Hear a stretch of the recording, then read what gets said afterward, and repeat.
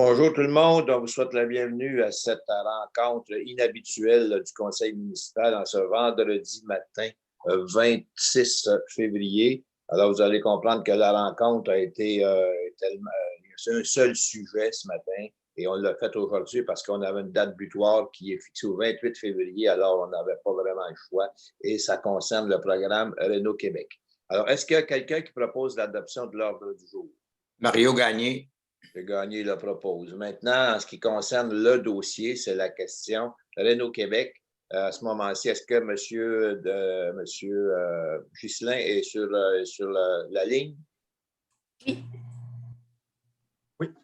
Monsieur Ghislain ou Isabelle, pour nous donner les tenants et aboutissants. Là, du, oui. Ghislain, je pense que je vais te laisser aller, considérant que c'est plus ton dossier. Pas de problème. C'est dû à la situation COVID. Les sommes du programme 2020-2021 ne peuvent pas être engagées avant le 31 mars en zone rouge. Les inspections sont impossibles. Donc, on doit déposer aujourd'hui, 26 février, une résolution pour demander à la Société d'habitation du Québec de déplacer le budget du PRQ 2020-2021 au PRQ 21-22 sans augmentation de budget. On fait juste déplacer la somme. Vous avez des questions, c'est clair pour tout le monde, la résolution en question. Alors, vous comprenez qu'il faut la faire aujourd'hui, tout simplement. Là. Alors, est-ce qu'il y a un proposeur pour la résolution? Madame Pratt lève la main, c'est ça? Madame Pratt, ouais. Là. Est-ce qu'il y a d'autres questions de la part des membres du Conseil? Ou commentaires? Est-ce qu'il y a des questions ou autres concernant de la part des journalistes présents? Peut-être, M. Dubois, c'est Jocelyn Ouellette. Je profiterai de l'occasion pour, si vous permettez, de vous poser une question sur l'annonce du budget citoyen, le projet pilote de budget citoyen. J'aimerais vous entendre là-dessus. Ben, écoutez, c'est le conseil municipal qui a adopté ce budget-là. C'est un budget de 150 000 qui est réalisé conjointement avec le Fonds ABI pour les collectivités durables.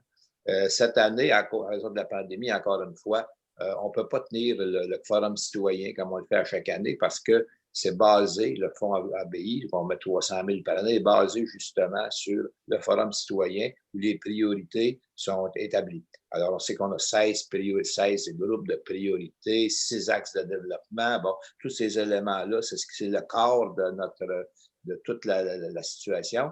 Donc, dans ces conditions-là, l'idée du budget citoyen, c'est que ça fait que les gens, plutôt que de se réunir dans une salle et en discuter, ben, ils vont le faire sous forme de projets particuliers, ce qui est moins compliqué un petit peu que la stratégie habituelle du fonds, qui exige évidemment des apports de l'extérieur, plein d'éléments. Alors, dans ce cas-là, c'est une simple et unique opération pour des projets qui ne doivent pas dépasser 50 000 $. Alors, c'est tout simplement ça. Donc, on invite les citoyens, ils ont jusqu'au 9 mars, si je me souviens bien, 9 avril, je m'excuse, pour présenter des projets qui répondent évidemment aux critères. Et on invite les citoyens à aller sur le site Valeurs collectives, qui est le site Valeurs collectives et celui du Fonds ABI.